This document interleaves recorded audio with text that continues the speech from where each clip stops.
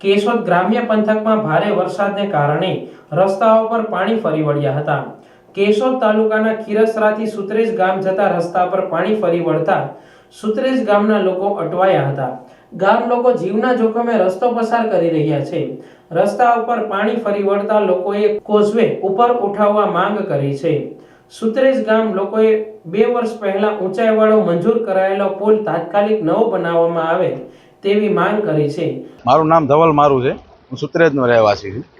વરસાદ વધારે હોવાના કારણે ભારે વરસાદના કારણે પાણી વધારે આવ્યું છે। બીજા નંબરમાં કે ભારે વોલ્ટેજના કારણે જાજુ બધું સુત્રેજ ગામમાં નુકસાન થયેલ છે। ટીવીયુ ફ્રીજુ આ તે વસ્તુ અન્ય ઘણી વસ્તુનું નુકસાન થયેલ છે। સરકારશ્રીને અમારી અપીલ છે કે આની નોંધ લે।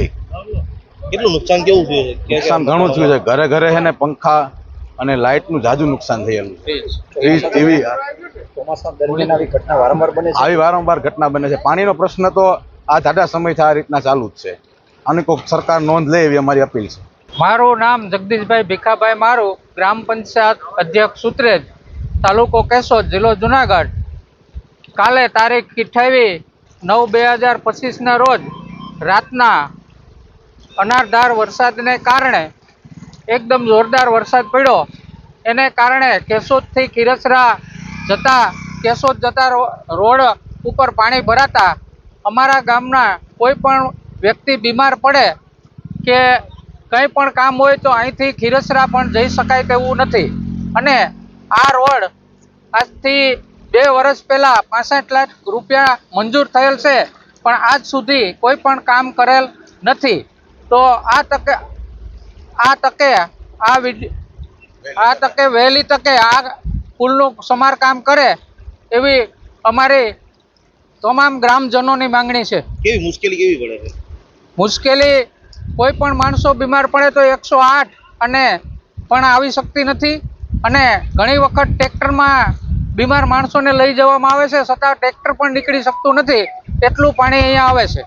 ભારે પવન ફૂંકાવાની સાથે વરસાદ પડતા સુત્રેજ ગામે વીજ ફોલ્ટ સર્જાતા અસંખ્ય વિદ્યુત ઉપકરણોને મોટા પાયે નુકસાન થયાનું અનુમાન છે।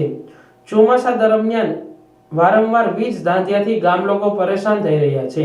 રજૂઆત કરવા છતાં અધિકારીઓ સમારકામ ન કરતા હોવાના ગામ લોકોએ આક્ષેપ કર્યા છે। દિનેશ મારું ગામ સુત્રેજ ગામ છે। શું મુશ્કેલી?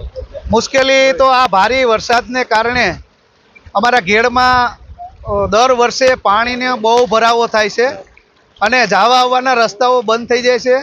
સરકારો જે એવું કહે છે કે અમે બહુ વિકાસ કર્યો છે, તો અમારા ઘેરની જ્યારે વરસાદ થાય ત્યારે આવીને આવી પોઝિશન જોવામાં આવે તો ગામના રસ્તાઓમાંથી ગામમાંથી પણ નીકળાતું નથી, આવી પોઝિશનો હોય છે।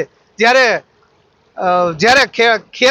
ખેતીમાં જવા માટે કે ખેતરોમાં પાણી કેવા હશે તે જ્યારે વરસાદ પડે ને ત્યારે જ્યારે રાજકારણીઓ આવે ને ત્યારે ખબર પડે આમની કે આ કેવી પોઝિશનમાંથી ઘેડ વિસ્તારમાંથી આ લોકો પસાર થઈ રહ્યા છે। જવા માટે કોઈને તકલીફ પડે, માંદા પડે છે તો જવા માટે પણ રસ્તા હોતા નથી।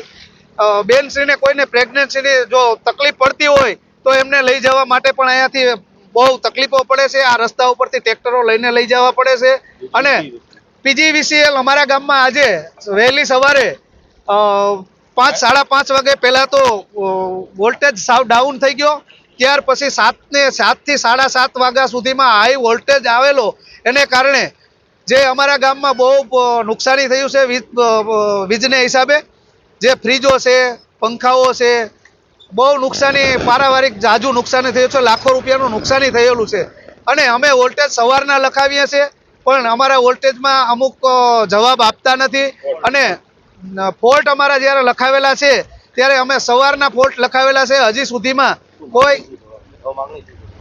સુધીમાં કોઈ અહીંયા અત્યાર સુધીમાં અધિકારીઓ ફોલ્ટના રિપેરિંગ માટે આવ્યા નથી। અને દર વખતે જ્યારે અમારે ફોલ્ટ થાય છે ત્યારે અમે એમને કોલ કરીએ છીએ પણ 5-6-7 કલાક સુધી કોઈ આવતા નથી।